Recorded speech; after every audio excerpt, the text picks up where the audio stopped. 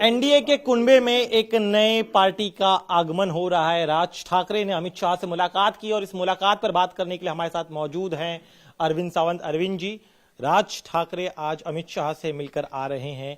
साथ ही में यह भी कहा जा रहा है कि दक्षिण मुंबई, जहां से आप 2 बार के सांसद हैं, वहां से उन्हें उम्मीदवारी एमएनएस को मिल सकती है। आप किस तरह से देखते हैं?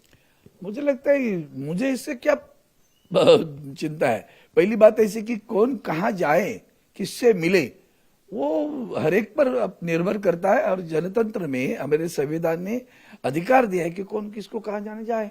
अच्छा, उनके बारे में कहो तो 10 जगह घूमते ही आए हैं ना आज तक। याद है क्या, उन्होंने शुरू में तो आदरणीय मोदी साहब की सराहना की, फिर बड़ी कड़ी आलोचना की उनके ऊपर, फिर शरद पवार साहब की सराहना की, फिर उनके ऊपर कड़ी आलोचना की, फिर आदरणीय उद्धव जी साहब की भी आलोचना करते रहे। तो उनका वो रवैया है, कोई नई बात नहीं है। उनका कोई विचारधारा को लेकर उसी डट के खड़ा रहना कभी नहीं हुआ।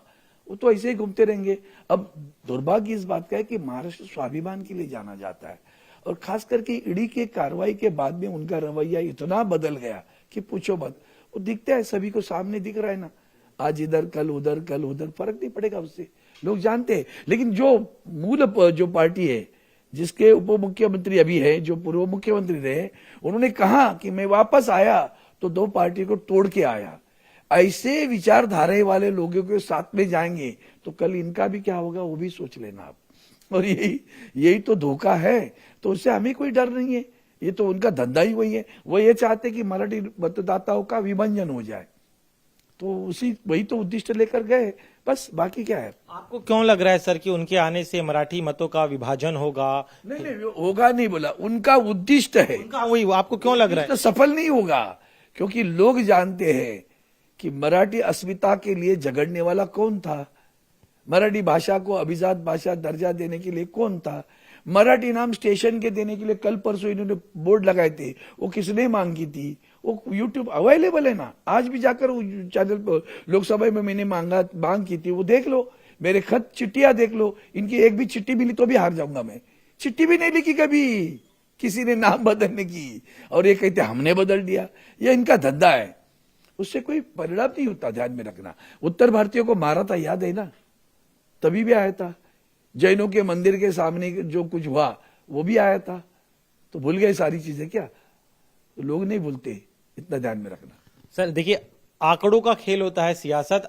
चूंकि उसके पहले राहुल नार्वेकर लगातार वहां पर प्रचार कर रहे थे, लेकिन जिस तरह से आप लोग की स्ट्रेंथ है और मुस्लिम मतदाता जो वहां पर करीब 21% है, वो ठाकरे सेना के साथ है, इस तरह से दिखाई दे रहा था। तो स्ट्रेटेजिकली उनकी तरफ से शायद कोशिश की गई होगी ताकि आपके सामने जो एक मुश्किल। ठाकरे, आदरणीय उद्धव जी बाला साहब ठाकरे की शिवसेना, जिसका मैं सांसद हूं, और दूसरी बात है हमारे साथ आज कांग्रेस और राष्ट्रवादी साथ में है, ये नहीं भूलना।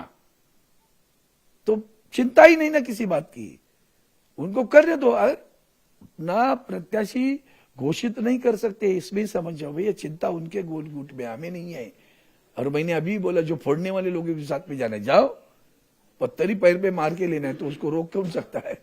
आप देखिए, राज ठाकरे के पास तो ऐसे भी खोने के लिए कुछ नहीं था। अगर उनके पास एक सीट आती या एक तो उनको लगभग फायदा हो सकता है। ऐसे में महाविकास आघाड़ी और खासतौर पे आप किस तरह से मुकाबला करेंगे? नहीं, ये पहले मुझे समझ में नहीं आता, आप इतना बड़प्पन क्यों दे रहे हो? कुछ भी नहीं है फर्क। जहां कैंडिडेट तय नहीं कर सकते, क्या बात करते हो? लड़ना बिड़ना छोड़ो, पता चलेगा आपको।